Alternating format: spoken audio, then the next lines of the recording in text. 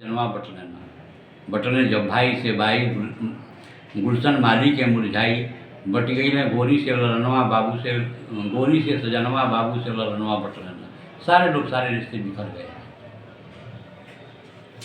वर्तमान में संयुक्त परिवार समाप्त होके एकल परिवार हो रहे हैं। हाँ, उसी पे आपने यह गीत लिखा है। हाँ, तो जी क्या नसुड़ी यादव भी इसी प्रकार के गीत गाते नहीं, थे? इस तरह के गीत तो नहीं गाते थे।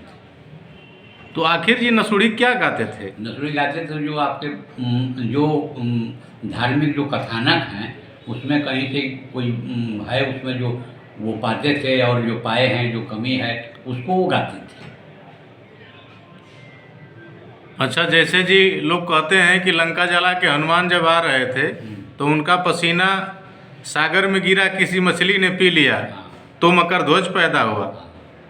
तो जी इस पे नसुड़ी यादव गाते थे कि यह गलत है? हाँ, नसुड़ी यादव कहते थे कि ये गलत है, मछली से कैसे लड़का पैदा हुआ। उनका तो उनकी तो मोहब्बत उस क्या नाम था उसका मछली वाले का? जी क्या नाम था उस मछली का? राघव मछली। उसको वो माली की लड़की कहते थे और कहते थे कि नहीं जो है हनुमान से उसकी मोहब्बत हुई थी और उससे शादी हुई थी और वो उसी से जो है मकर ध्वज की पैदाइश है। तो आखिर जी वो जो गाए थे और कलाकार गाते हैं कि पसीने से जो बूंद गिरी उसको वह पी गई तो बच्चा पैदा हुआ, तो आखिर ये नसुड़ी यादव जी उसको सही गाते थे या गलत गाते थे? सही नसुड़ी गाते थे, वो भी किसी की लिखी गाते थे और ये भी किसी का लिखा हुआ है। तो आखिर जी सच्चाई क्या है इसमें? अब सच्चाई वो अपने वाले को सच्चा करते थे लेकिन पुस्तक के साथ करते थे, और ये लोग भी कहते हैं पुस्तक के साथ ही ये पुस्तक की बात करते हैं। इनका भी लिखा हुआ है, उनका भी लिखा हुआ है, वो अलग, उनकी लाइन अलग है, इनकी लाइन अलग है। तो जी आप लोग विरहा के प्रकांड विद्वान हैं और विधि के भी प्रकांड विद्वान हैं, तो आपकी दृष्टि से नसुड़ी यादव की गीत में सच्चाई थी या अदर कलाकार जो पसीने से पैदा करते थे? भाई वो जो लेखक जो लिखा है और जो उसने लिखा है वो अपने ढंग से लिखा है। अब उसको हम भी नहीं गलत काट सकते और उसको भी हम नहीं गलत काट सकते, क्योंकि उनकी भी चीज़ कहीं लिखी हुई है। अब वो कहाँ से लिखी हुई है? तो जी तार्किकता के तौर पे नसुड़ी यादव जी अव्वल थे। तार्किकता के तौर पर यही वो कहते थे कि भाई मछली से कैसे लड़का पैदा होगा। कहते थे मछली से तो लड़का पैदा नहीं होगा, पसीने से नहीं वो चीज़ बनेगी जो पैदाइश के लिए जरूरी है, रज और वीर।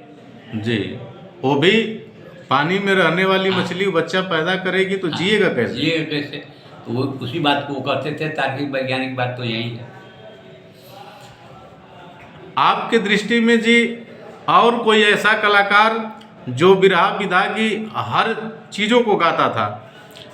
वो भी कलाकार थे, वो भी फारस के समकक्षी थे, जिनका नाम था राम खिलावन पुजारी। वो भी गाते थे। राम खिलावन पुजारी।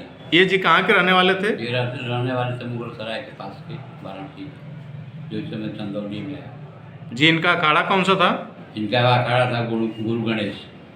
ये दोनों समकक्षी गवैया थे, पारस और राम खिलावन, और दोनों का दंगल एक साथ होता था। शायरी के गवैया यही थे।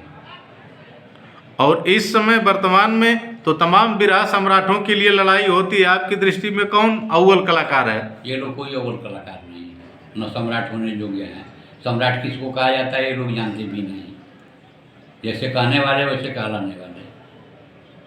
विरहा में जी इसमें सोशल मीडिया पे विरहा सम्राटों की बाढ़ आई हुई है, सभी लोग सम्राट कह रहे हैं।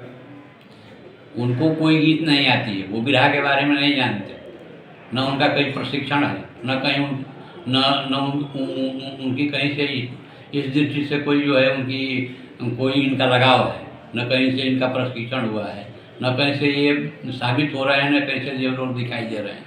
अपनी मनमानी गीत के लोग गाते हैं, मंचन इनका वो चला है, इनकी कोई प्रतियोगिता नहीं है, इनकी गीत सारी गीत फाउल है, इनका विषय भी वैसा ही है।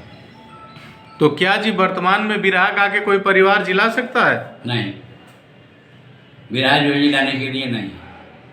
विरहा एक विधा है, विरहा एक कला है। गाएंगे तो स्वयं पैदा होगा। विरहा से कैरियर नहीं बनाया जा सकता है।